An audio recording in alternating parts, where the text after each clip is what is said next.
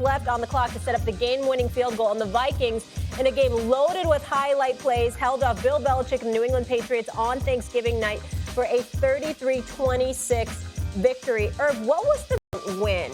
Would you say it was the Bills or the Vikes? Here again, I got to put the Vikings in that three-game stretch, those 11 days. You come over, you play the number one team in the AFC in Buffalo, and you beat them. Then you come get dismantled by the number one team in the NFC, the Dallas Cowboys, and you bounce back with one of the greatest coaches of all time, the guy the greatest coach to ever coach the game. And he puts you in a nail biter, and you make the plays to win the game. You gotta say it is absolutely the Minnesota Vikings, especially when you put what they've done over those last 11 days all together. And especially also, as much as we know, what we're watching right now, this man came out and showed out. Justin Jefferson, when does Bill Belichick ever allow your number one receiver to make those kinds of plays against him? And those plays you saw Justin Jefferson catch, you saw that was right between two guys. So he was being double-teamed, triple-teamed, and he still came up and made the play. And that was a home victory for Minnesota. I thought that was way more impressive than Buffalo's victory over, let me say this, the Detroit Lions. Let's stop playing people. You know what? I'm going to go with the Bills for this one. New England surprised me and impressed me with what they were able to do offensively. Initially, I thought that was a touchdown by Hunter, but you are right. If you make contact with the ground and then you don't maintain control to the official letter of the law, it was the right call by the officials. I think that was appropriate to say. But they surprised me with how well they played. What I would say is that I didn't expect Minnesota to look as effective as they did offensively against New England's experienced defense, even though giving up that 97-yard kickoff return obviously was on special teams, and that was a negative. But I will tell you this. I'm going to go with the Bills for one reason and one reason only, playmaker. And I think you'll appreciate this. You just brought up Justin Jefferson. You know what I'm watching? I'm watching Stephon Diggs. And I'm watching the way he is screaming at Josh Allen and his teammates, get me the damn ball. Watch. Target me. He's looking at McDermott and the brother. Target me. Come to me. You understand? The hell with McKenzie and what he's doing, Davis and what they come to me. And that brother delivered. I mean, the numbers only say 8 receptions for 77 yards, but those was 2 big-time catches in the fourth quarter that he registered. I mean, he just said, Here, I'm the man. I'm that dude. Now, Justin Jefferson has that ability. He didn't do it against Dallas with only 3 receptions for 33 yards, and I get all of that, but he showed up last night against New England, and I get that. But when we think about the Bills, and when we think about how they've been struggling over the last few weeks, and we think about, once again, Josh Allen and them committing, 6 turnovers in the last 4 weeks in the red zone? I mean, damn, it's bad. Okay, together. But to know that they're going through those doldrums, and for a wide receiver, we always see wide receivers, get me the ball, get me the ball. We could go through a laundry list, yourself included. But the reason why you're the playmaker and the reason why you're a Hall of Famer is because when you asked for it, when you demanded it, and they came to you, you delivered.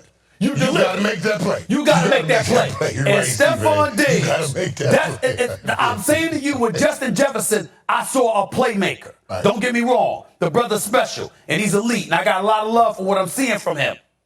But when you talk about a dude like Stephon Diggs, that is literally in everybody's face, come to me.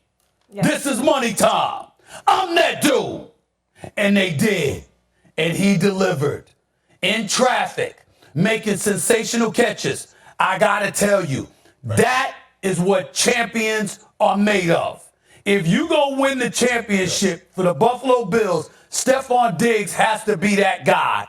And yesterday he said, I know it, now watch me show you. And then went out and showed them. Yeah. You can never count him out. Stephon Diggs is let me say, because you're so right. You're so right on this, Stephen. I mean, and you hit the nail on the head with when you talk about a true number one. You have to have that ability to be selfless. You want to raise everybody up, But at that right moment, you got to be selfish, not selfless. I'm going to make this play. Throw me the ball. And I think, that's why I wasn't worried about Buffalo as much as everybody else was, because even the red zone mistakes have been aggressive mistakes. And I want Josh to stay aggressive. And that's what Stephon Diggs told him. Stay aggressive. Just come to me. Don't go to nobody else. Come to me, and your aggression will work out. And that's the big thing. That's the big thing. You could, and you know this, you can ask for it. But you could do so timidly, you could do so passively, you could do so respectfully.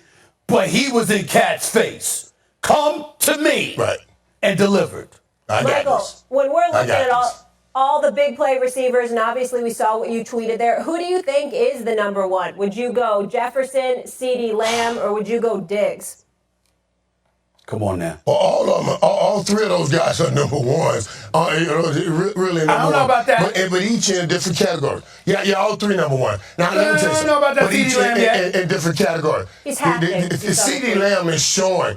CeeDee Lamb is showing, you see his numbers over the last few weeks. He is clearly moving towards the number one. Now, I understand your hesitation because he had to go from being a number two to a number one while he went from his number one to a number two quarterback. For a while, he had to play with Cooper Rush. So let's remember that. As he's transitioning from a number two to a number one receiver, he had to transition and make that transition, losing his number one quarterback and doing some of it with his number two. But now he's made that full transition. That's why I tweeted you are watching a hatching of this number one receiver. Now, you ask me, out of all three of those guys, and all three of them, dude, they made some plays, man. Watch, if you go back and look at the catches all three of these guys have made over the last few weeks, they've all been some incredible grabs, including that non-touchdown grab by CeeDee Lamb. But the one guy I still have to point to, I got Josh Allen. You probably go Josh Allen and Dak Prescott up here as far as the partners that they have throwing to him. And made Kirk Cousins just a tad below them as far as the partner Justin Jefferson has thrown to him. So out of the three, I'm going to still take Justin Jefferson. I think the last couple weeks, the catches he's made has been top of the world. I will say this to you. I don't know what the hell you're talking about. I don't understand that analogy. You got Josh Allen and Dak Prescott here. No. I don't know what you're talking about in that regard. That's number one. You don't think they got better quarterbacks? You don't think they got better quarterbacks? No. Dak Prescott ain't Josh Allen. No, stop it. Now, Josh Allen has struggled over the last few weeks or so, but we've seen Dak Prescott struggle for years. Stop it. It's not the same. That's number one. And not only that, excuse me, Josh Allen's been in the AFC Championship game. We still waiting for that from Dak. Stop it now. Okay, that's number one. Number two, don't mention CeeDee Lamb yet. I got the brother can play. He's no scrub. 8 straight weeks to start the season without one single 100-yard game. No. He's good. He doesn't get to get mentioned with Justin Jefferson and Stephon Diggs. You stop that right now. You stop it. Don't you even think about it. Stop that. Number two. Number three, Justin Jefferson is a special brother. And I understand that Dallas D slaughtered Kirk Cousins. I get all that. And I'm sure that played a role. But damn it, all I know is 3 receptions for 33 yards against those Cowboys. I ain't see that happen to Stephon Diggs. And then yesterday, what we saw when Detroit came roaring back, we saw Stephon Diggs again. I'm going to tell you, in terms of number one receivers, on that list that we got right there, because understand, I would take Tyreek Hill, me personally, before all of them. I'd take Tyreek Hill before all of them, okay? But understand, on the list that's right there, all right, I would tell you Stephon Diggs comes first, Jefferson comes second, Lamb comes third. And by the way, Lamb, as good as he is, because he is good, I ain't going to throw that shade on the brother. The brother can play. I'm not putting him in the same sentence as Tyreek Hill. I'm not putting him in the same sentence as Jamar Chase once Chase comes back. I'm not doing it. Okay. No. Okay. So you give no credence to anything to AJ Brown. You give nothing to CeeDee Lamb having to make this maturation without his quarterback I'm not all saying the way that. through. I just said I give him love. I just said I give him love. He just not. I just said there's levels to this. Listen, there's plenty of people that are pros, right? There's plenty of people that are Hall of Famers at the wide receiver. They ain't the playmaker. I'm just saying, you can respect them and appreciate them, but understand there's levels to this. I'm saying when you bring up CeeDee Lamb, I'm thinking about Jefferson and Diggs. Yeah. I'm thinking about Tyreek Hill. I'm thinking about Jamar Chase. I'm thinking about A.J. Brown. No, CeeDee Lamb ain't on that level yet. No. But he did do a good job in the second half yesterday. Yes. Michael. Yes. Michael. And all those guys you talked about have had their quarterback all year long. Yeah. They haven't missed time. Well, Tua missed some time outside Tua. But the rest of the guys have had their quarterbacks all year long. Michael, before we let you roll and enjoy your post-Thanksgiving, I just want to ask you this, though. Are you concerned about the Cowboys' penalties? Because that keeps happening, and it feels like that's their Achilles heel. And they seemed a little jittery even in the second half when they got it done. Yeah, I am concerned about that, and I want them to clean that up. And that's why I don't know what Stephen A's talking about when you see Dak Prescott, the leader.